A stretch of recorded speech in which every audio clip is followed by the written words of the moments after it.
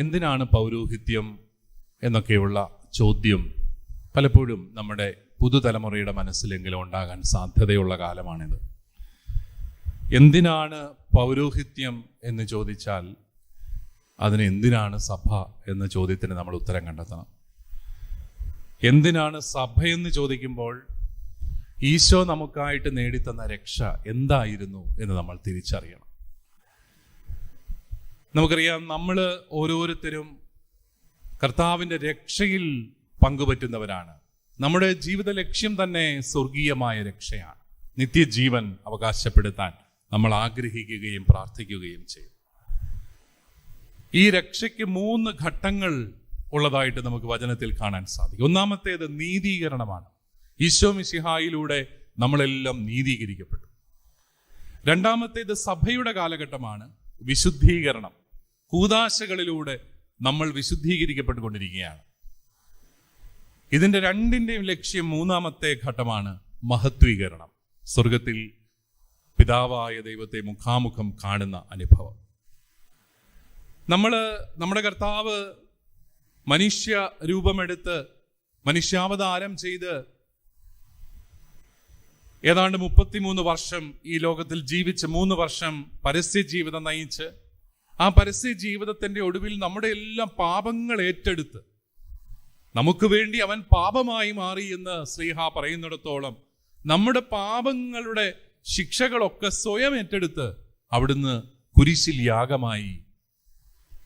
പിന്നീട് ആ കുരിശിനെ തന്നെ അവിടുന്ന് മഹത്വവൽക്കരിച്ചു. കർത്താവിൻ്റെ ഉദ്ധാനത്തിലൂടെ, കർത്താവിൻ്റെ കുരിശുമരണത്തിലൂടെയും ഉദ്ധാനത്തിലൂടെയും നമ്മുടെ പാപഭാരമെല്ലാം മാറിപ്പോയി. അതാണ് നമുക്ക് വിശ്വസിക്കുമ്പോൾ നമുക്ക് കിട്ടുന്ന രക്ഷയുടെ അനുഭവം. നമ്മളിനി പാപത്തിന്റെ ഭാരത്താൽ ഭാരപ്പെട്ട് ജീവിക്കേണ്ടവരല്ല. വലിയ സ്വാതന്ത്ര്യത്തോടെ നമുക്ക് ജീവിക്കാം. കാരണം കർത്താവിന്റെ മരണത്തിലൂടെ, കുരിശുമരണത്തിലൂടെയും ഉദ്ധാനത്തിലൂടെയും അവിടുന്ന് നമ്മുടെ പാപഭാരമെല്ലാം മാറ്റിക്കളഞ്ഞു.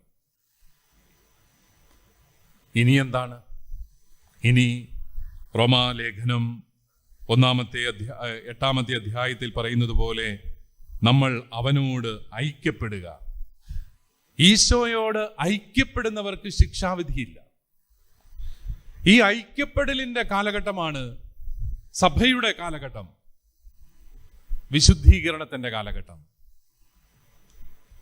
ഈ കാലഘട്ടത്തിൽ നമ്മൾ എന്താണ് ചെയ്യുന്നത്? നമുക്ക് നമ്മുടെ കർത്താവ് സഭയിലൂടെ 7 കൂദാശകൾ തന്നിരിക്കുകയാണ്. കൂദാശകളിലൂടെ നമ്മൾ കർത്താവിനോട് ഐക്യപ്പെടാനായിട്ട് പരിശ്രമിക്കും. ആർക്കെങ്കിലും അവരുടെ ദൈവത്തെ തൊട്ടറിയാൻ പറ്റുമോ? നമുക്ക് നമ്മുടെ ദൈവത്തെ തൊട്ടറിയാം. ഓരോ ദിവസവും പരിശുദ്ധ കുർബാനയിൽ നമ്മുടെ നാവിൽ അലിയുന്ന ഒരു കുഞ്ഞപ്പമായി കർത്താവ് കടന്നു വരികയാണ്. അപ്പോൾ ചില പ്രതീകങ്ങളിലൂടെയും ചില അടയാളങ്ങളിലൂടെയും ദൈവത്തെ തൊട്ടറിയാനും മാത്രം ദൈവത്തോട് ഐക്യപ്പെടാനുള്ള സാധ്യതകൾ നമുക്ക് സഭ നൽകുകയാണ്. പ്രിയപ്പെട്ടവരെ, ഈ ഘട്ടത്തിലാണ് പൗരോഹിത്യത്തിന് സാങ്കത്യമുള്ളത്. മഹത്വീകരണത്തിന്റെ കാലഘട്ടത്തിൽ സഭയില്ല എന്ന് നമുക്കറിയാം. കർത്താവിന്റെ 2-ാമത്തെ വരവോടുകൂടി സഭയില്ലാതാവുകയാണ്. സഭയുടെ ദൗത്യം അവസാനിക്കുകയാണ്. സഭയുടെ കാലഘട്ടം കർത്താവിന്റെ സ്വർഗാരോഹണത്തിനും കർത്താവിന്റെ 2-ാമത്തെ വരവിനും ഇടയ്ക്കുള്ള കാലഘട്ടമാണ്. ഈ കാലഘട്ടത്തിൽ നമ്മളെ ദൈവവുമായിട്ട് അനുരഞ്ജിപ്പിക്കാൻ, ഈ കൂദാശകളിലൂടെ നമ്മളെ ദൈവവുമായിട്ട് ഐക്യപ്പെടുത്താനാണ് പൗരോഹിത്യം എന്ന ദാനം സഭയ്ക്ക് നൽകപ്പെട്ടിരിക്കുന്നത്. അത് വലിയ ഒരുക്കത്തോടുകൂടി നമ്മൾ നിറവേറ്റേണ്ടതാണ്.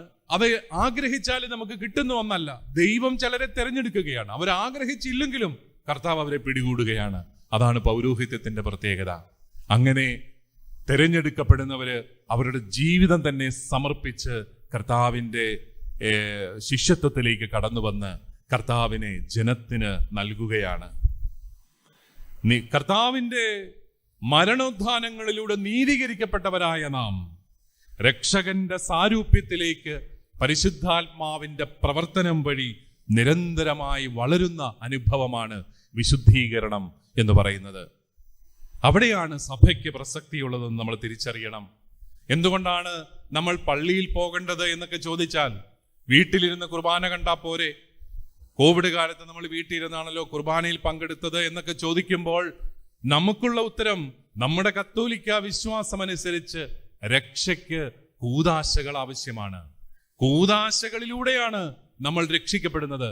കൂദാശകളിലൂടെയാണ് നമ്മൾ വിശുദ്ധീകരിക്കപ്പെടുന്നത്. ഞാനും എൻ്റെ ദൈവവും തമ്മിലുള്ള വ്യക്തിപരമായ ഒരു ബന്ധമല്ല കത്തോലിക്ക വിശ്വാസം. അത് മറ്റു ചില വിശ്വാസങ്ങൾ അങ്ങനെ പറയുന്നുണ്ടാവാം. കത്തോലിക്ക വിശ്വാസം ഈ രക്ഷിക്കപ്പെട്ടവരുടെ സമൂഹത്തിന്റെ ഭാഗമായി നിന്നുകൊണ്ട്, കർത്താവിന്റെ ശരീരത്തിന്റെ ഭാഗമായി നിന്നുകൊണ്ട് കൂദാശകളിലൂടെ വിശുദ്ധീകരിക്കപ്പെട്ട് കർത്താവിനെ തിരിച്ചറിയുക എന്നുള്ളതാണ്. അതാണ് ആ ഒരു പ്രക്രിയയിൽ സഹായിക്കുക എന്ന ദൗത്യമാണ് ഓരോ പുരോഹിതനുമുള്ളത്. പുരോഹിതൻ തൻ്റെ ജീവിതത്തിലൂടെയും തൻ്റെ കൂദാശ പരികർമ്മങ്ങളിലൂടെയും ദൈവജനത്തെ സ്വർഗീയമായ അനുഭവത്തിലേക്ക് നയിക്കുന്നു, ദൈവവുമായിട്ട് ഐക്യപ്പെടാനായിട്ട് സഹായിക്കുന്നു. ഇതെല്ലാം ലക്ഷ്യമാക്കുന്നത് രക്ഷയുടെ പൂർത്തീകരണമായ മൂന്നാമത്തെ ഘട്ടത്തെയാണ്. അത് മഹത്വീകരണമാണ്. റോമാലേഖനം 8:30 നമ്മൾ വായിക്കുന്നുണ്ട്, താൻ മുൻകൂട്ടി നിശ്ചയിച്ചവരെ അവിടുന്ന് വിളിച്ചു, വിളിച്ചവരെ അവിടുന്ന് നീതീകരിച്ചു, നീതീകരിച്ചവരെ അവിടുന്ന് മഹത്വപ്പെടുത്തി. റോമാലേഖനം 8:18 നമ്മൾ വായിക്കുന്നു, വെളിപ്പെടാനിരിക്കുന്ന മഹത്വത്തോട് തുലനം ചെയ്യുമ്പോൾ ഇന്നത്തെ കഷ്ടതകൾ നിസ്സാരമാണെന്ന് ഞാൻ കരുതുന്നു. പ്രിയപ്പെട്ടവരെ, നമ്മളെല്ലാം പ്രതീക്ഷയുടെ ഒരു സമൂഹമാണ്. സഭ എന്നും പ്രതീക്ഷിക്കുകയാണ്, കാത്തിരിക്കുകയാണ്. മാറാനാത്ത കർത്താവേ നീ വരണമേ എന്ന് പറഞ്ഞ് പ്രാർത്ഥിച്ച് കാത്തിരിക്കുന്ന ഒരു സമൂഹമാണ് സഭ. അവിടെ നമ്മുടെ എല്ലാവരുടെയും ജീവിത ലക്ഷ്യം മഹത്വീകരണമാണ്.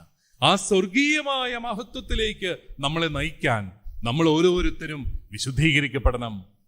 അതാണ് ഈ ദേവാലയത്തിലേക്ക് കടന്നു വരുമ്പോഴും സ്വർഗീയമായ ഒരു അനുഭവത്തിന്റെ മുന്നാസ്വാദനമാണ് നമുക്കിവിടെ ലഭിക്കുക. പരിശുദ്ധ മദ്ബഹ തുറക്കുമ്പോൾ നമ്മൾ സ്വർഗീയമായ അനുഭവത്തെ കാണുകയാണ്. നിങ്ങളുടെ മനോഹരമായ ഈ മദ്ബഹ എപ്രകാരം സ്വർഗീയമായ അനുഭവത്തെ പ്രകടമാക്കുന്നുവെന്ന് ഞാനും ധ്യാനിക്കുകയായിരുന്നു ഈ നിമിഷങ്ങളിൽ. സ്വർഗീയമായ പ്രഭയുടെ മഹത്വത്തിന്റെ ആ അനുഭവമാണ് നമ്മുടെ ഓരോരുത്തരുടെയും ലക്ഷ്യം. അത് ലക്ഷ്യമാക്കി നമ്മൾ യാത്ര ചെയ്തുകൊണ്ടിരിക്കുകയാണ്. പ്രിയപ്പെട്ടവരെ, പൗരോഹിത്യം കർത്താവ് നമുക്ക് തരുന്ന വലിയ ദാനമാണ്. നമ്മുടെ വിശുദ്ധീകരണത്തിന് വേണ്ടി, കൂദാശകളിലൂടെയുള്ള വിശുദ്ധീകരണത്തിന് വേണ്ടി. അതുകൊണ്ട് തന്നെ പൗരോഹിത്യത്തിന്റെ ദാനം നമ്മുടെ സഭയ്ക്ക് എന്നും ഉണ്ടാകാനായിട്ട് നമ്മൾ പ്രാർത്ഥിക്കണം.